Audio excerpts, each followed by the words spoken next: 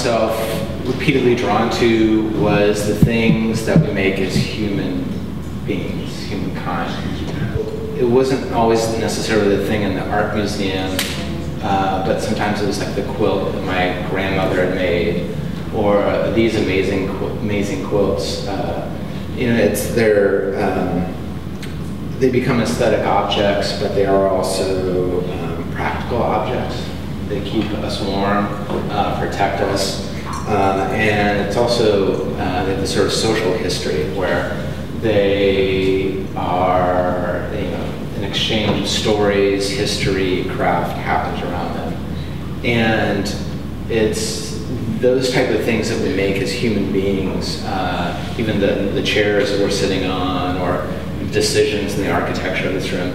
I'm constantly trying to look for those things, just sort of cue into. There's also those things we find in art museums, and recording somebody's presence, what they looked like at that moment, or a moment that was shared, and even as that sort of time passes on. So it's these type of things, or those handmade things made out of necessity with a poster board and a marker, or these things that we stare at and we look at, and we're waiting. We're waiting for it looks like a transformer or something. Like this computer that we're waiting for that message, or need to find that bit of information. This is the type of thing that comes out of my studio, and do this handy trick, but it's a cursor, and it's that thing that in that virtual realm, I want to be friends with you, or I really want that pair of sneakers. I need to know more about this, and you just keep searching. You're like longing for that other thing that you could reach out there and almost grasp. These are made just within 2 years of each other. This one's based off a pattern of a cut gemstone. That's again that cursor. But looking for things like this that populate the world around us, that either through machines or the computer or photographs taken, things that we sort of use to mark the world around us, change it, define it. Things like this, which can be influenced by games, thinking of like tangrams or Tetris, or the quilt that my grandmother would make, designs on fabrics. There's those things that we stare at, like the cell phone or the computer screen or the TV screen, but they also have a sort of base sort of quality. It harkens back to staring at a campfire. And then you sort of contemplate a moment where you can get lost in it.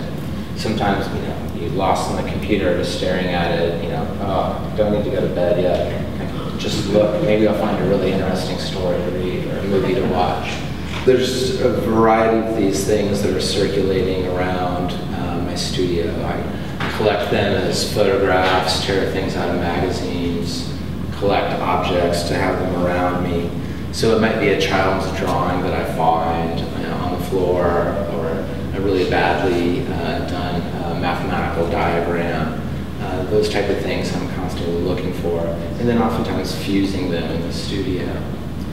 I think much of the practice, as I approach it, I think of it as searching for like a sort of poetic space where things come together.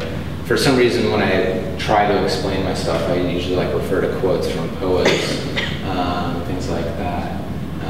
And one thing that's been, I guess, an influential way for me to think about it, I heard the poet Edward Hirsch speak, and he had this great quote from Osip Mandelstam, and he was talking about a poem, but I'll change it to a work of art.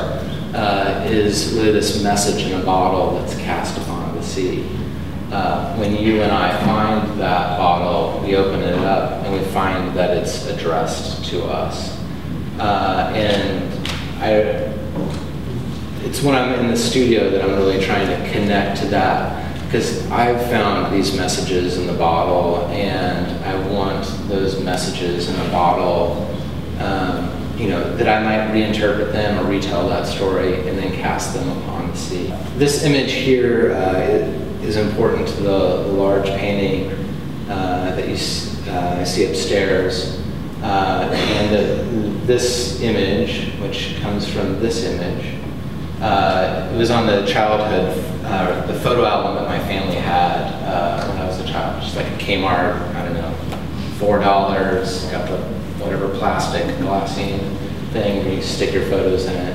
But I was struck by this image, and it's like very sort of banal. It's like very uninteresting and interesting at the same time. You know, it's like this little family, connected, colors began to fade over the years. So it's like a very, like, you know, we can relate to it, project onto it, but it also seemed really like blank at the same time. I took that image and many others along with me to Marfa, Texas, where I was able to have a residency. And it was a great experience because it allowed me to take some of these things that I've worked with, remove a lot of distractions, and it was me and my family and just hanging out in Marfa, like taking in the intense light there, the sort of unimpeded blueness of the sky, and playing with these images like the pigeons, and this image of the passion flower that I had found and had begun to use.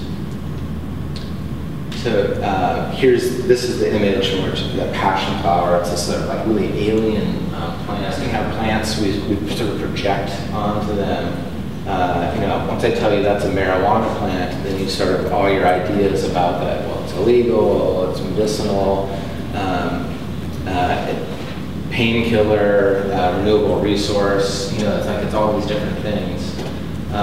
And passion flower, so I started looking at plants and finding in passion flower, there's like Christian iconography that's connected to it, working on all these at the same time.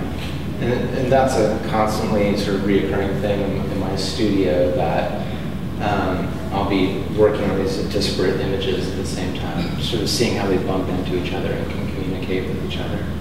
This is a series of small paintings that I made when I came back from Texas, and they're all based off of black and white photocopies of that original image of the pigeon that I then began to cut up and collage back together.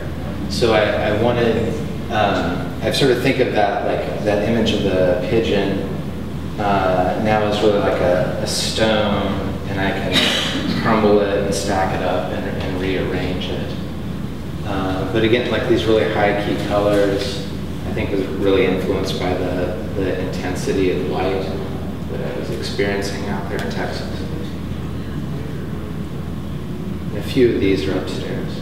This is the larger painting, and on the right side is that large image of the passion flower, and then this is the interactive part. If you all tilt your head this way, then you see that pigeon image, which is just leaned over on its side and then sort of doubled up in it.